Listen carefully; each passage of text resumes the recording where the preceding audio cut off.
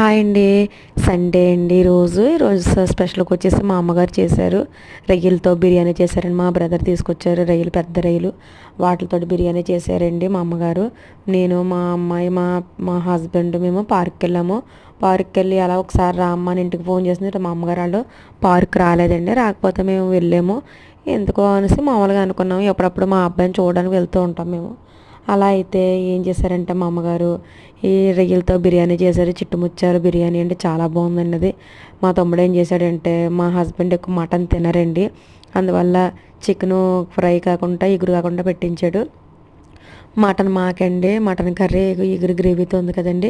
గ్రేవీతో ఉంటే చక్కగా మనకు రైసే కాదు, బిర్యానీ కాదు, ఇడ్లీలోకి తింటున్నా సరే మనం కలుపుకొని తినడానికి బాగుంటుందండి.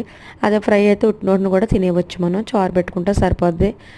అలాగనమాట అండి. అందువల్ల ఏంటంటే మా అమ్మగారు మా హస్బెండ్కి వచ్చేసి చికెను ఫ్రై కాకుండా, కర్రీ కాకుండా దగ్గరికి వండారండి. అదిగో సగం తినేసాము మేము. తినేసిన తర్వాత గుర్తొచ్చి తీసాను వీడియో.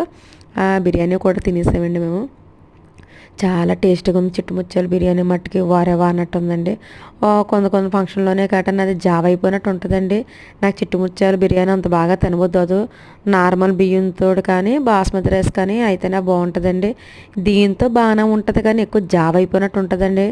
ఎందుకంటే ఎక్కువ వంటలు చేయడం వల్ల కూడా ఎక్కువ జావ అయిపోవడం అంటే నేను చూసాను, ఇష్టపడేదాన్ని కాదు. అలా కదా ఇలా చేద్దాము అని చెప్పి మా అమ్మగారు ఏమైనా ఎలా చేశారో నాకు తెలియదండి, నేను చూడలేదు కదా. కానీ పంపించిన తర్వాత నేను తిన్నాను. అవన్నీ ఓపెన్ చేసి గిన్నెలో వేసి తిన్నానండి. ఎంత బాగుందో మరి, చాలా బాగుందండి.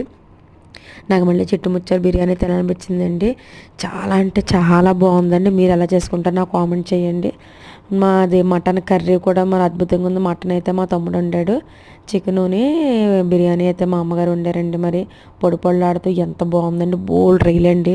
నేను తినాలని చెప్పి మా హస్బెండ్ కాడ తినాలని చెప్పి బోల్డ్ రైలు తీసుకొస్తాడు మా తమ్ముడు. తెస్తే ఎక్కువ తీసుకొస్తాడండి మా తమ్ముడు.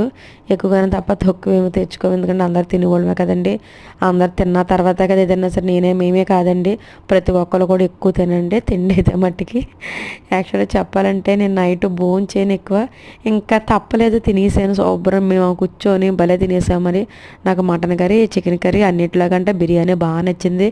చిట్టుముచ్చాల బిర్యానీ అండి, ఎంత బాగుందో, చాలా టేస్టీగా ఉంది. మొత్తం తినేసామో, కొంచెం కొంచెం ఉంచామో. వాళ్ళ పొద్దున సోమవారం నేను తినకపోయినా అనేసి మా పిల్లలు తింటారు కదండి. రాత్రి ఉండనే కనుక పాడవదు, మార్నింగ్ కూడాని ఫ్రిడ్జ్లో పెట్టేస్తాను. పొద్దున వేడి చేసి పిల్లలకు పెడతానండి. చాలా బాగుంది. మీరు ఏం వండుకున్నా నాకు కామెంట్ చేయండి, లైక్ చేయండి, కామెంట్ చేయండి. బాయ్ అండి.